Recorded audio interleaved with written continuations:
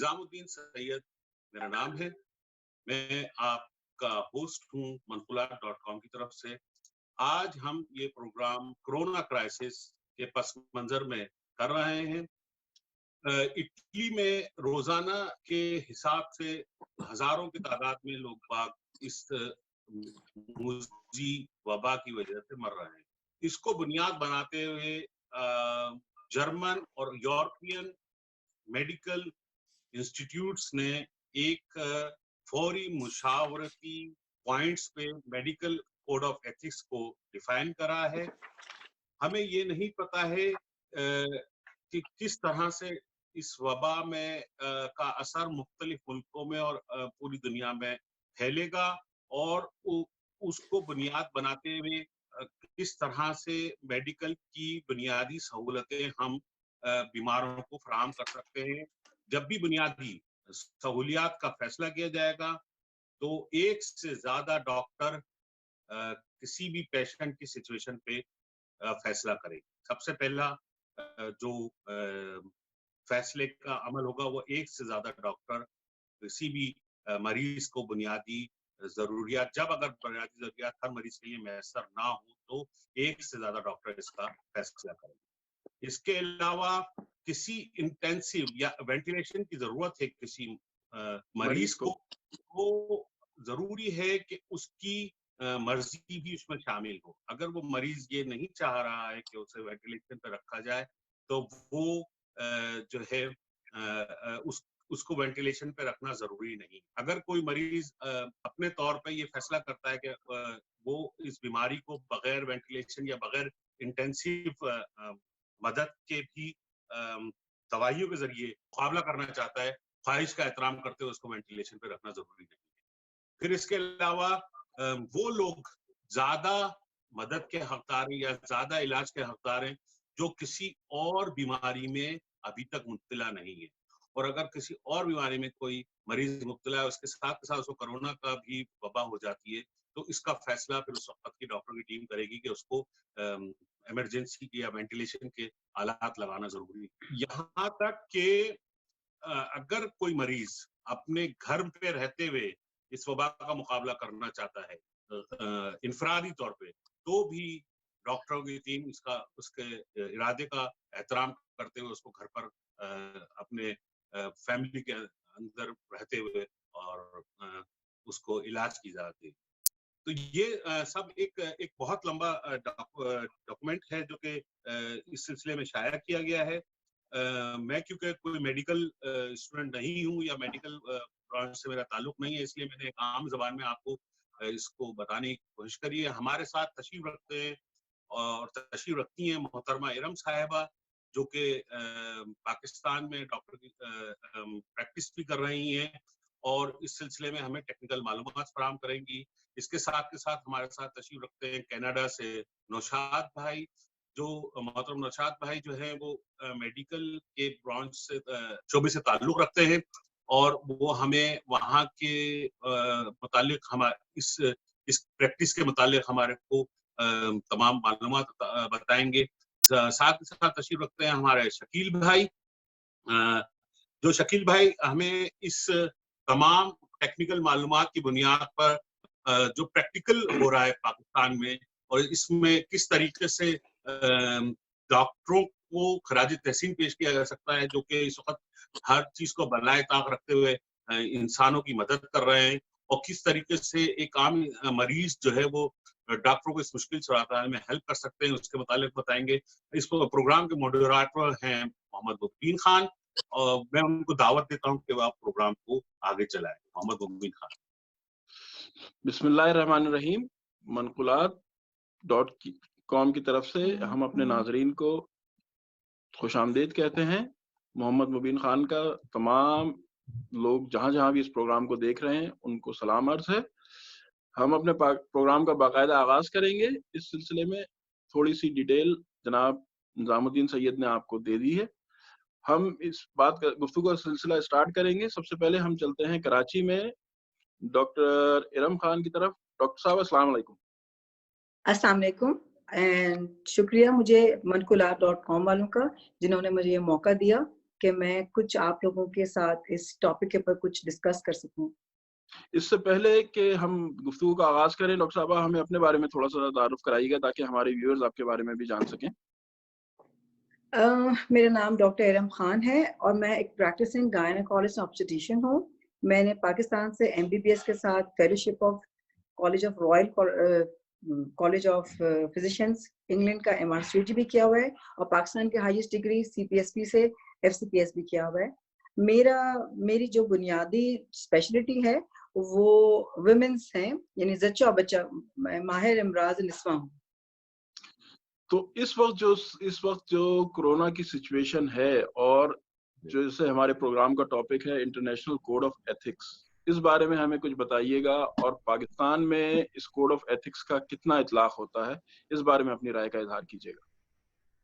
देखिए, पाकिस्तान एक third world country है और इसके अंदर मैं तमाम डॉक्टर्स कम्युनिटी को खराज तहसीन पेश करती हूँ कि हमारे पास इतनी प्रॉपर सहूलियात ना होने के बावजूद तमाम डॉक्टर बेतहाशा खराज तहसीन के मुस्तहिक हैं कि ये फ्रंट लाइन पे आए हैं और इतनी हमें प्रोटेक्शन मैसर नहीं है। जिस तरह आपने देखा होगा जो प्रॉपर किट है, जिसको देख के लोग कहें कि एलियन किट है, उस टाइप की हर डॉक्टर को तो पास फैसिलिटी अवेलेबल नहीं है। और जब ER में डॉक्टर देख रहा होता है एंड वी डोंट नो कि what is the next other patient, और पेशेंट अपने मुंह से बताते भी नहीं है कि उनकी कोई हिस्ट्री ऑफ कॉन्टैक्ट है। लेट्स सपोज अगर मेरे घर में कोई बाहर से कोई फ्लाइट उतरी है और मुझे नज़ला, खांसी, जुकाम है, जो कि पाकिस्तान में अक्सर लोग उसको फ्लू समझ के सेल्फ मेडिकेशन करते रहते हैं। अगर मैं किसी ऐसे पेशेंट से एक्सपोज हो जाती हूँ तो वो न सिर्फ मेरी जान को खतरा है, बल्कि जब मैं वापस अपनी फैमिली में बैक होम आती हूँ तो मेरी पूरी फैमिली एट रिस्क हो जाती है। पाकिस्तान में वेंटिलेटर्स ऑलरेडी वेरी शॉर्ट हैं बिकॉज हम we are developing country, third world country. तो यहाँ पे तो इंटरनेशनल जो आप बात कर रहे हैं एथिक्स की, वो तो आप फर्स्ट क्लास कंट्रीज के अंदर बात कर सकते हैं जहाँ पे तमाम सहूलियात हैं, मौजूद हैं।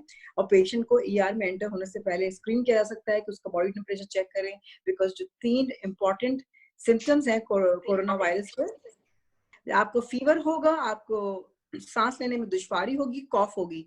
अब फीवर और कॉफ तो देखें जैसे आप सब लोगों को पता है कि आम फ्लू में भी होता है। तो हम मरीज से सबसे पहले फौरन ये पूछते हैं आपको छींकें तो नहीं आ रही? छींकें आ रही हैं, दैट मीन्स उस पेशेंट में एलर्जिक टेंडेंसी है और ये कोई एलर्जी है, क्योंकि कोरोना का एलर्जी से ताल्लुक नहीं है। कोई पेशेंट ये कहता है कि मुझे बुखार के साथ जुकाम भी है, नाक बह रही है, इसका मतलब है वो कोरोना नहीं है। फिर हम उसको एक सिंपल सा टेस्ट हम कहते हैं कि आप ना सांस लें खींच के और रोक के आप काउंटिंग करें। अगर वो 20 से ऊपर आराम से जा रहा है, इसका मतलब लंग कैपेसिटी इतनी है, दैट मीन्स के वो हेल्दी मेल है या फीमेल है, हेल्दी पेशेंट है और उसमें कोरोना के चांसेस कम है। मैं अपने नाज़रीन को बताते चलूं कि जो वायरल इन्फेक्शंस होते हैं ये एक्चुअली इस तरह इंसान को अटैक करते हैं कि ये आपके सेल के अंदर, टिश्यू के अंदर चले जाते हैं, निस्बतन बैक्टीरिया या पैरासाइट्स के जो आपके ब्लड में होते हैं, और आप एंटीबायोटिक्स लेते हैं तो वो ब्लड को क्लीन अप करते हैं। बट जब कोई ऑर्गेनिज्म आपके टिश्यू के अंदर चला जाए, पेनिट्रेट कर जाए, उसका पार्ट हो जाए, तो we have no medicine to kill such things जो आपकी अपनी बॉडी के अगर सेल को मारना शुरू कर देगी। तो ऐसा कुछ नहीं है। तो बॉडी का इम्यून सिस्टम की हम जब बात करते हैं तो इम्यून सिस्टम अल्लाह ताला ने कुदरती तौर पे आप समझ लें कि आपके अंदर 2 तरह की पुलिस और रेंजर्स मौजूद हैं, जिसमें हम कहते हैं WBCs और लिम्फोसाइट्स। तो ये आपका नेचुरली क्लीन अप करते हैं। इसलिए हम कहते हैं कि मरीज की इम्यूनिटी जिसकी स्ट्रांग है वो इस कोरोना से इफेक्ट तो होगा लेकिन उसको इतना सीवियर नहीं होगा। वो पेशेंट जो ज्यादा एट रिस्क हैं, वो 60 साल से ऊपर के, जिनको कोई और बीमारी है साथ, जिनको दमे की बीमारी है, जिनकी लंग कंप्लायंस किसी भी वजह से कम है, या वो ओल्ड एज पेशेंट हैं और कई कोमॉर्बिड्स के साथ हैं जिनका कुव्वत मुदाफत या इम्यून सिस्टम इतना स्ट्रांग नहीं है, तो उनकी मोर्टेलिटी के चांसेस हैं। अदरवाइज इस डिजीज की मोर्टेलिटी सिर्फ 2 to 3% है, लेकिन आप देख रहे हैं कि कितनी बड़ी आपका तादाद में पॉइंट लोग यहाँ आ गया, खत्म हो रहे हैं। आपका पॉइंट जी यहाँ आ सॉरी। गया। मजीद सवाल मैं ये आपसे ये करना चाहूंगा कि कोड ऑफ एथिक्स पाकिस्तान में किस हद तक लागू है, और वेंटिलेटर्स के बारे में हमें कुछ बताएं। इंटरनेशनली $7,500 से लेके तकरीबन $9,000 तक वेंटिलेटर की प्राइस है। पाकिस्तान में हॉस्पिटल्स में वेंटिलेटर किस हिसाब से मैसर हैं, और बहुत इस कम तरह है। मैं आपको अगर बताऊं, एपिडेमिक ब्रेक वेरी करती है सैडली, तो मैं आपको किस बताऊं तरह से हम इसको मुबीन कवर साहब, कर सकेंगे? मुबीन भाई, मैं आपको ये बताना चाहती हूँ यहाँ पे ये कोरोना से हटके भी, क्योंकि आपने उसकी प्राइस खुद बता के मेरी मुश्किल आसान की, जब ये इतना कॉस्टली वेंटिलेटर है तो आप यकीन करें हमारे यहाँ ये कैपेसिटी के मुकाबले में जितने लोगों के ऊपर वेंटिलेटर, यानी एक हॉस्पिटल में 10 to 15 होंगे, और कराची में टर्शियरी केयर हॉस्पिटल्स हैं ही कम। हमारे पास जब RTA, जिसको हम रोड ट्रैफिक एक्सीडेंट कहते हैं, उसका पेशेंट आ जाए, सीरियस पेशेंट आ जाए, तो आप यकीन करें उस वक्त वेंटिलेटर के ऊपर जगह नहीं मिलती है। और वेंटिलेटर का खर्चा जो है एक दिन का, अच्छे हॉस्पिटल्स 1.5 लाख से 2 लाख भी चार्ज करते हैं, और एक बहुत ही एवरेज हॉस्पिटल आपको 40 से 50 हजार पर डे का मरीज को चार्ज करेगा। गवर्नमेंट हॉस्पिटल में वेंटिलेटर्स मेरे ख्याल से सिर्फ जिन्ना और सिविल में हैं जो सही चल रहे हैं। बाकी जहां तक अब्बासी हॉस्पिटल का ताल्लुक है वहां पे वेंटिलेटर्स चलते तो हैं, लेकिन होता ये है कि 24 आवर ड्यूटी पे कंसल्टेंट्स नहीं होते। अब जैसे मेरी तरह और मेरे जो कोलीग्स हैं जिन्होंने हाईएस्ट डिग्रीज कर ली हैं, वो सिर्फ मॉर्निंग आवर्स में होते हैं, उसके बाद वहाँ पे जूनियर ट्रेनिंग्स होते हैं। और बहुत ही सैडली मैं कहूँगी डिलेमा है कि हमारे पास विदाउट कोरोना भी उतने वेंटिलेटर्स हैं ही नहीं जितने की रिक्वायरमेंट है, क्योंकि कॉस्ट बहुत ज्यादा है ना मुबीन भाई, तो हम लोग इतना अफोर्ड नहीं कर सकते। तो इस तनाजुर में फिर इंटरनेशनल कोड ऑफ एथिक्स तो लागू करने का सवाल ही नहीं उठता। बिल्कुल बिल्कुल, बल्कि मैं तो आपसे कहूं कि जो मास्क यहाँ पे हैं, आप यकीन करें यहाँ पे मास्क और प्रॉपर ग्लव्स भी बड़ी मुश्किल से प्रोवाइड कर रहे हैं। और जो गवर्नमेंट है, आप ही मुझे बताइए, पाकिस्तान के अंदर बुनियादी जरूरियात एक आम आदमी की रीच में वैसे ही नहीं है।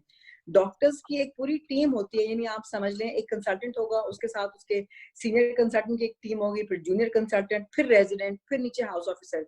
आप मुझे बताएं, डॉक्टर्स को प्रोवाइड करने के लिए इतने ढेरों मास्क और ग्लव्स नहीं है, तो ये इंतहाई डेंजरस है कि डॉक्टर एक पेशेंट को देख के, आप मुझे बताइए कि इज इट पॉसिबल कि इमरजेंसी डिपार्टमेंट में एक दिन में 50 या 60 पेशेंट को एक डॉक्टर देख रहा है, तो 60 दफा ग्लव्स उतारेगा तो 60 नए ग्लव्स, उसकी कॉस्ट कौन देगा? तो हो ये रहा है कि वो अपनी प्रोटेक्शन करने के लिए ग्लव्स तो पहनते हैं, 2-3 के बाद बदलते हैं, 4 के बाद बदलते हैं, कोई कोई मतलब सॉरी टू से वेरी सैडली सिचुएशन, क्योंकि हमारे पास गवर्नमेंट हॉस्पिटल में तो आपको पता है प्लास्टिक की थैलियां पहन के बेचारे हाउस ऑफिसर्स काम कर रहे होते हैं, and they are badly exposed. और मैं समझती हूँ कि इन डॉक्टर्स को they are hero of the nation. आ गया, ठीक है, बहुत बहुत शुक्रिया। यहीं से हम गुफ्तगू का सिलसिला मजीद आगे बढ़ाएंगे। कनाडा से हमें ज्वाइन किया है जनाब नौशाद अहमद साहब ने, हम उनकी तरफ चलते हैं और उनसे इस बारे में उनके ख्यालात जानने की कोशिश करेंगे। जनाब नौशाद साहब। जी, अस्सलाम वालेकुम जनाब।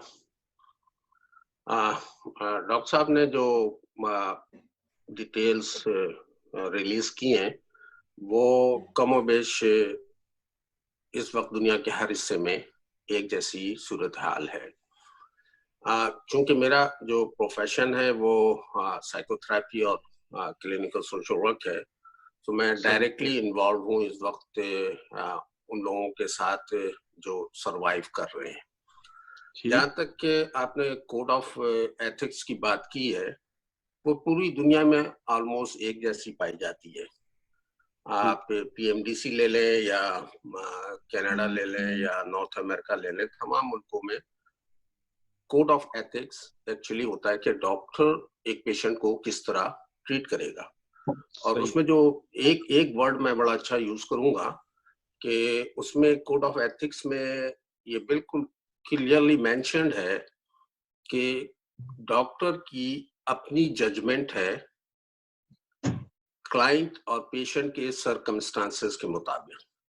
तो अभी जो ये इंटरनेशनल कम्युनिटी जो क्राइसिस में है, उसमें हर पेशेंट जो है वो यूनिक है और हर कल्चर जो है वो यूनिक है। पाकिस्तान की इस वक्त नीड कुछ और है, कनाडा की नीड्स कुछ और है, अमेरिका की कुछ और है, इटालिया की कुछ और है। तो उसमें जो आप ये समझ लें कि एक वॉर सिचुएशन है। इस वॉर सिचुएशन में जब एक सोल्जर फाइट करता है जंग में, तो उसको हर चीज के लिए पूछना नहीं पड़ता है। Excuse me. जो सर्कमस्टांसेस होते हैं उसके मुताबिक वो डिसीजन लेता है। तो अभी जो सूरत हाल है, इसमें डॉक्टर्स खुद अपना डिसीजन जो उसको कोड ऑफ एथिक्स कहती है, जिसकी बुनियाद पे वो फैसले बनाता है, वो कर लेता है। जहां तक बात है वेंटिलेटर की, तो वेंटिलेटर हमारे पास भी बहुत हैं, लेकिन फिर भी कम है, क्योंकि एक वेंटिलेटर एक आदमी के साथ आप नहीं रख सकते। अब ये पेशेंट के बारे में डॉक्टर्स की जजमेंट है, उसकी स्क्रीनिंग है, उसका रिस्क असेसमेंट है, उसकी बुनियाद पे वो फैसिलिटीज दी जाती हैं। हाँ, इतना जरूर है कि हम थोड़ा सा वेल ऑर्गेनाइज्ड हैं, तो वो ऑर्गेनाइज वे में काम कर रहा है, तो पैनिक नहीं है। पाकिस्तान की सूरत हाल ये है कि ग्लव्स, जैसे डॉक्टर साहब ने बताया, साहबा ने बताया कि ग्लव्स तक हमारे पास नहीं है, तो ये तो जुल्म है। अब ऐसी सूरत हाल में वो डॉक्टर बेचारा, या डॉक्टर जो फीमेल डॉक्टर है, वो क्या कोड ऑफ एथिक्स का ख्याल रखेगी, कैसे रखेगी? और तीसरी चीज ये है कि वेंटिलेटर की चॉइस जो है वो पेशेंट पे नहीं है। वेंटिलेटर की चॉइस जो है वो जो मेडिकल असेसमेंट है, रिस्क असेसमेंट है, उसकी बुनियाद पे वो फैसिलिटेट किया जाता है एक पेशेंट को। तो उसकी नीड है या नहीं है, उसको हम ये कह सकते हैं कि नीड असेसमेंट है। अगर उसकी नीड बनती है तो 100% उसको वेंटिलेटर मिलेगा, उसमें कोई डिस्क्रिमिनेशन नहीं है बेस्ड ऑन एज, स्पेशली कि वो 60 साल का है या 80 साल का है या 90 साल का, तो उसको नहीं मिलेगा, 45 साल वाले को मिलेगा, नहीं। ये जो ह्यूमन राइट्स है उसके अगेंस्ट जाती है चीज। हाँ, अगर उस पेशेंट की अपनी फीलिंग्स है, 90 साल की पेशेंट की, कि ठीक है भाई, मैं 2 वेंटिलेटर है, मुझे ना दो, 60 साल की या 40 साल के आदमी को दे दो, वो दूसरी चीज, वो एक अलग चीज है, वो अलग चीज है। लेकिन बेस्ड ऑन एज आप डिस्क्रिमिनेशन नहीं कर सकते हैं। हाँ, आपका बोर्ड, आपका जो डॉक्टर है, उसके कोड ऑफ एथिक्स में जो यूनिक जजमेंट का लफ्ज इस्तेमाल किया गया है, उसकी बेस पे वो फैसला बना सकता है और उसकी बुनियाद पे वो उसको हल कर सकता है। बाकी रही बात के हालात कनाडा के कैसे हैं, तो ऑलमोस्ट एक जैसी है सूरत हाल। और जैसे डॉक्टर साहब ने बताया कि आपका जो इम्यून सिस्टम है वो अगर आप बूस्ट करते हैं या वो आपका स्ट्रांग है। देखिए, एक चीज मैं बता दूं आपको, मैं मेडिकल साइंस का स्टूडेंट तो नहीं हूँ, लेकिन कुछ अरसे पढ़ाया है मेडिकल कॉलेज में। एक चीज मेरी समझ में आती है कि ये जो कोरोना वायरस है, इसकी उर्दू में एक लफ्ज आता है मगलूब। जो मगलूब ग़िज़ा है, वो लंग्स के अंदर जो आपका लुआब होता है या बलगम जिसको कहते हैं, वो उसकी पसंदीदा ग़िज़ा है। उसके अंदर वो पहुंचने के बाद उसको थिक कर देता है। जब उसको थिक करता है तो आपको सांस में प्रॉब्लम शुरू हो जाती है। बाकी जो डॉक्टर साहबा ने आपको तफसील दी है कि क्या क्या चीजें देखनी चाहिए, वो अल्हम्दुलिल्लाह बिल्कुल पूरी दुनिया में एक जैसी है। आ गया, हम इसी सवाल को लेकर आगे बढ़ते हैं अपने तीसरे मेहमान की तरफ, जनाब शकील अनवर कमाल की तरफ। तो शकील भाई, आप इस बारे में बताएं, इसका इकोनॉमिकल एस्पेक्ट क्या होगा और इसको किस तरह से रियलाइज किया जा सकता है, इम्प्लीमेंट किया जा सकता है, जो नीड और उसका डिफरेंस है। जनाब शकील अनवर कमाल साहब। जी, अस्सलाम वालेकुम मुबीन साहब। अस्सलाम वालेकुम, बहुत बहुत शुक्रिया मुबीन साहब कि आपने मुझे शामिल गुफ्तगू किया। और यहाँ पर एक्सपर्ट्स बैठे हुए हैं, कनाडा से, कराची से डॉक्टर साहबा भी बैठी हुई हैं, और उन्होंने बड़ी अच्छी गुफ्तगू की और बताया कि टेक्निकली इसको कोड ऑफ एथिक्स के क्या माने हैं और पाकिस्तान की सिचुएशन क्या है। मैं आपको एक कंपैरेटिव एनालिसिस छोटा सा देना चाहता हूँ, एक डेवलप्ड कंट्री और एक under developed country, and the example is about UK and Pakistan. You know what is the situation in UK? पहले मैं आपको UK की कंडीशन बता दूं, क्योंकि UK भी इस वक्त जो है ना बहुत तेजी से इस पेंडेमिक का शिकार हो रहा है, और वहां के तो प्राइम मिनिस्टर और प्रिंस चार्ल्स जो हैं वो भी कोरोना वायरस के पॉजिटिव आए हैं। यूके की सिचुएशन ये है कि यूनाइटेड किंगडम की 6.5 करोड़ नफूस पर मुश्तमिल आबादी है, और वहां पर सिर्फ 4000 वेंटिलेटर्स इन ऑपरेशंस हैं। It is not exaggerated figure, ये बिल्कुल करेक्ट फिगर मैं आपको बता रहा हूं। फाइन, 4000 ऑपरेटिव हैं सिर्फ वेंटिलेटर्स।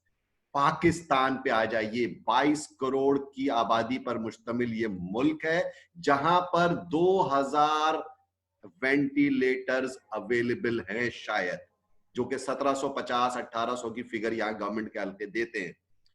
इतनी बड़ी आबादी को केटर करना पाकिस्तान जैसे मुल्क के लिए, जिसके माशी हालात पहले से बहुत कमजोर है, उसके लिए नेक्स्ट टू इम्पॉसिबल है, क्योंकि यूके सरवाइव नहीं कर पा रहा। यूके के अंदर जो है इस वक्त फार्मेसीज में पैरासिटामोल और ब्रूफेन अवेलेबल नहीं हो पा रही है, वहां पर महंगाई इतनी ज्यादा हो गई है। हॉस्पिटल्स की तस्वीरें मैंने देखी है कि जहां पर लोग काउंटर्स पर फर्श पर लेटे हुए हैं, उनके बेड्स कम हो गए, चेयर्स खत्म हो गई हैं। तो पाकिस्तान में तो हम ऑलरेडी इस सिचुएशन से पहले से गुजर रहे हैं, यहाँ के गवर्नमेंट हॉस्पिटल्स हो या प्राइवेट हॉस्पिटल्स हो। पाकिस्तान के अंदर एक कोड ऑफ एथिक्स जो है ना, वो कोई काम नहीं करता। तमाम, जैसे नौशाद साहब ने बिल्कुल सही कहा कि तमाम दुनिया के मेडिकल बोर्ड्स के अंदर, तमाम कंट्रीज के अंदर कोड ऑफ एथिक्स, पाकिस्तान के अंदर क्योंकि इतनी बड़ी आबादी है, मुख्तलिफ पॉलिटिकल इन्फ्लुएंसेस बहुत ज्यादा स्ट्रांग है यहाँ पर लोगों के। सेकेंडली, यहाँ पर एथनिकल ग्राउंड्स के ऊपर भी बहुत सारी चीजें हैं, रिलीजियस ग्राउंड के ऊपर भी बहुत सारी तफरीकात है।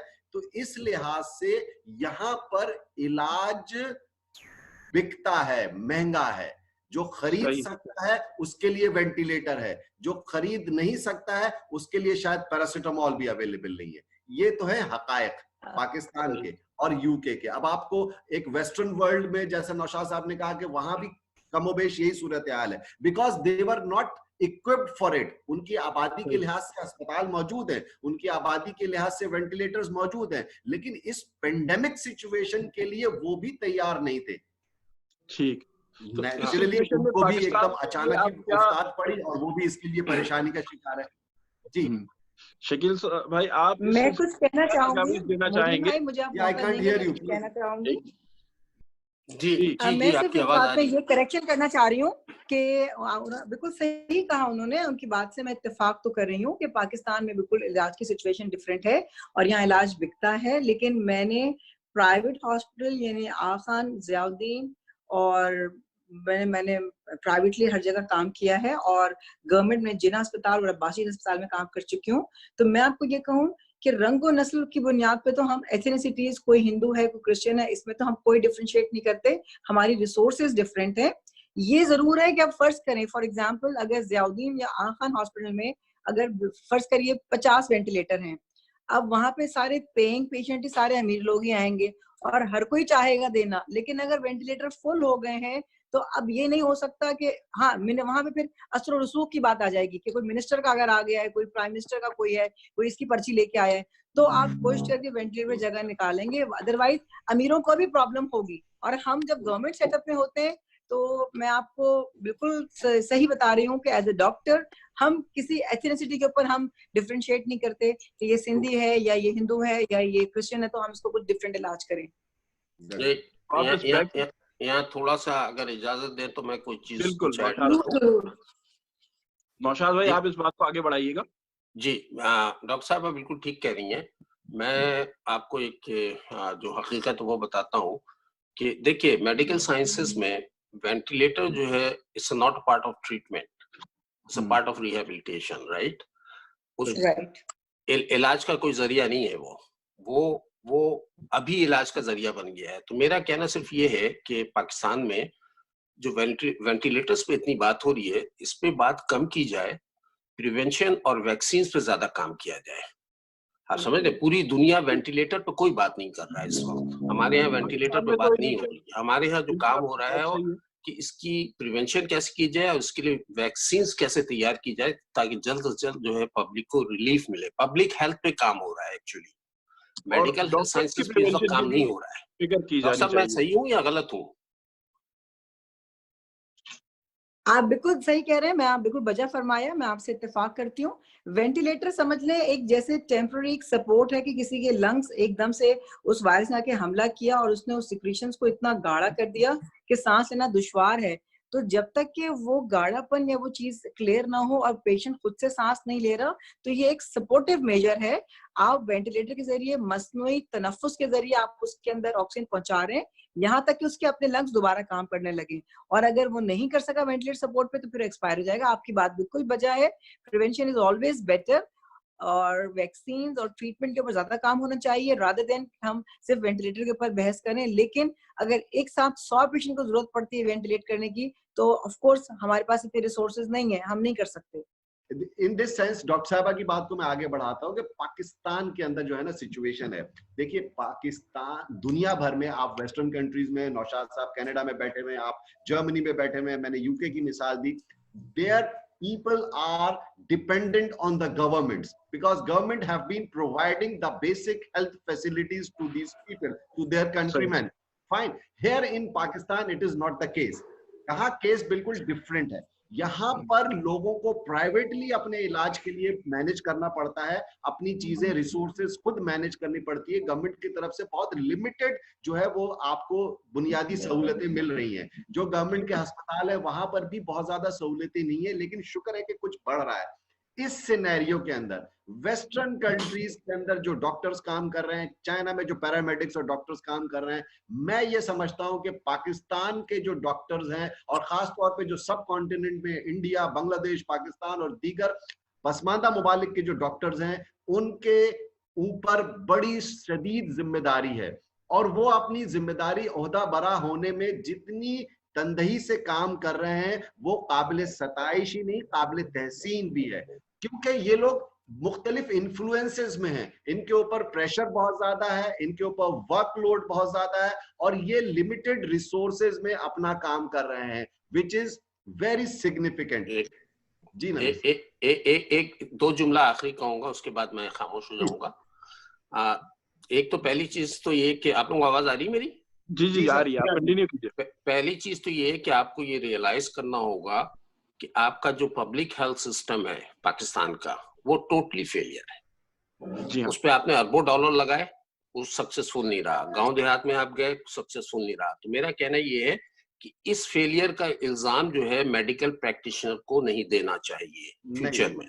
इसका कसूरवार कोई फिजिशियन नहीं है, कोई सर्जन नहीं है। इसका कसूरवार जो है आपका पब्लिक हेल्थ सिस्टम है जो फेल हो गया टोटली।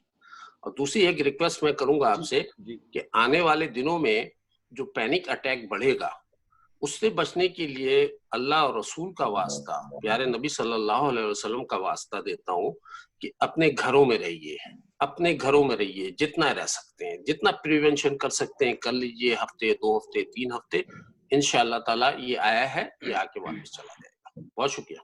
मुबीन भाई आप कंक्लूड कर दें, 1 मिनट रह गया।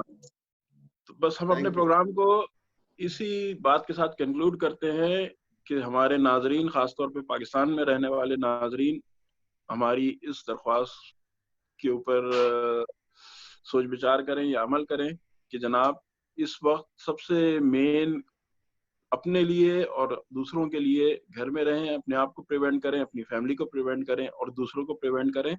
और गवर्नमेंट के लिए हमारी यही सजेशन है कि जनाब हेल्थ केयर सिस्टम को मजीद इम्प्रूव करें, हेल्थ केयर सिस्टम पे मजीद इन्वेस्टमेंट की जाए, क्योंकि आज हमने देख लिया कि हमारा पूरा हेल्थ केयर सिस्टम एक्सपोज हो चुका है और नेक्स्ट आज तो जो हो गया हमें इसको सरवाइव करना है, लेकिन आगे आने वाले वक्त के लिए हम हेल्थ केयर सिस्टम में, अपने हॉस्पिटल्स में, अपने डॉक्टर्स में मजीद इन्वेस्ट करें ताकि हम कल को ये कह सकें कि हम भी एक अच्छा सिस्टम, हेल्थ केयर सिस्टम रखते हैं। और इसी बात के साथ हम अपने प्रोग्राम का इख्तिताम करेंगे अपने मोटो के साथ कि कुल का भला कुल की खैर। और अपना बहुत ख्याल रखिएगा। इंशाअल्लाह नए प्रोग्राम के साथ आपकी खिदमत में फिर हाजिर होंगे। तब तक के लिए इजाजत दीजिए। आपका मेजबान